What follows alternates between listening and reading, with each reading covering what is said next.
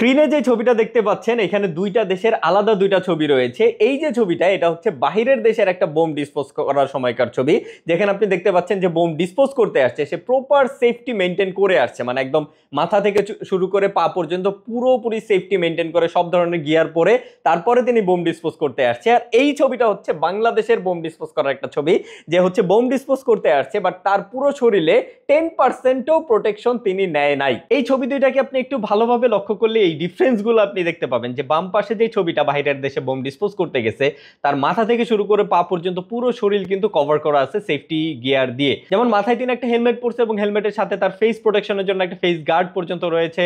শরীরে যেই জ্যাকেটটা পরা আছে সেই জ্যাকেটটা পুরোপুরি ফায়ার প্রুফ, মানে কোনো ধরনের আগুন তার আসলে কোনো ক্ষয়ক্ষতি করতে পারবে না। পায়ে নি গার্ড থেকে শুরু করে পায়ে যে বুটটা পরে আছে সেটাও ফায়ার প্রুফ, এমনকি হাতে একটা গ্লাভস পর্যন্ত পরা আছে। আর ডান পাশে বাংলাদেশের যে বোম ডিসপোজাল ইউনিট থেকে বোম ডিসপোজ করতে আসছে তার মাথা থেকে পা পর্যন্ত সেফটি গিয়ার বলতে মাথায় একটা ছোট্ট হেলমেট আর বুকে একটা বুলেট প্রুফ জ্যাকেট পরা আছে। এমনকি সে যে হেলমেটটা পরেছে সেই হেলমেটটা শুধুমাত্র তার চান্দিটাকে প্রোটেক্ট করবে, তার ফেসকেও প্রোটেক্ট করবে না। মানে এই ককটেলটা বিস্ফোরণ হইলে যদি কোনো ধুলাবালিও ছিটে সেটাও কিন্তু তার চোখকে প্রোটেক্ট করতে পারবে না। ভাই আপনি বোম ডিসপোজ করতে আসছেন, আপনি রাস্তা থেকে একটা 150 টাকা দিয়ে সানগ্লাস কিনা তো পড়তে পারতেন অন্তত, যেই সানগ্লাসটা অন্তত আপনার চোখটাকে প্রোটেক্ট করতো না, সেইটাও না। ফেসটা এখানে পুরোপুরি ওপেন করাই আছে। এই যে হাতটা দেখেন, পুরো হাতটার মধ্যে কোনো ধরনের কোনো প্রোটেকশন নাই, কোনো জ্যাকেট প্যাকেট কিছু পরে নাই।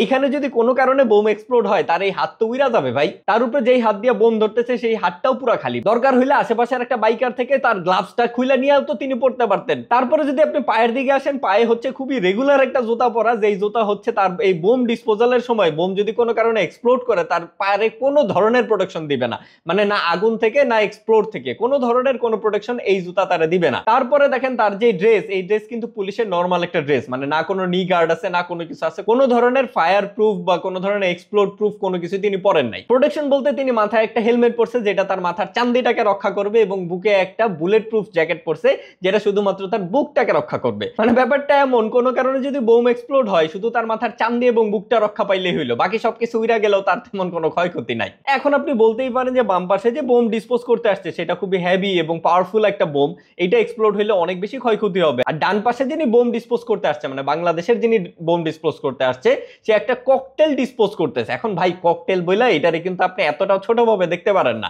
এটা কিন্তু ওই 2 টাকার মরিচ বোম না ভাই, ককটেল। ককটেলের মধ্যে অনেক তার কাটা থাকে, তার পিন থাকে, অনেক ধরনের বারুদ থাকে, মানে ককটেলও কিন্তু ভাই অনেক বেশি ক্ষয়ক্ষতি করতে পারে। বিশেষ করে যখন এতটা কাছে থাকে তখন এই ককটেল বিস্ফোরণ হইলে তার অনেক বেশি ক্ষয়ক্ষতি হওয়ার সম্ভাবনা এখানে থেকেই যায়। তো আপনি ককটেল ডিসপোজ করতে আসেন বা মাইন ডিসপোজ করতে আসেন বা অন্য কোনো টাইম বোম ডিসপোজ করতে আসেন, আপনাকে তো প্রপার সেফটি মেনটেন করে প্রপার গিয়ার পরে তারপরে এটা ডিসপোজ করতে আসা উচিত ছিল, তাই না ভাই? মানে এই ছবি দুইটা দেখার পরে সবার প্রথমে আমার মাথায় যেটা আসছে যে ইনি হচ্ছে bomb disposal from other country আর ইনি হচ্ছে বোম ডিসপোজাল ফ্রম গুলিস্তান।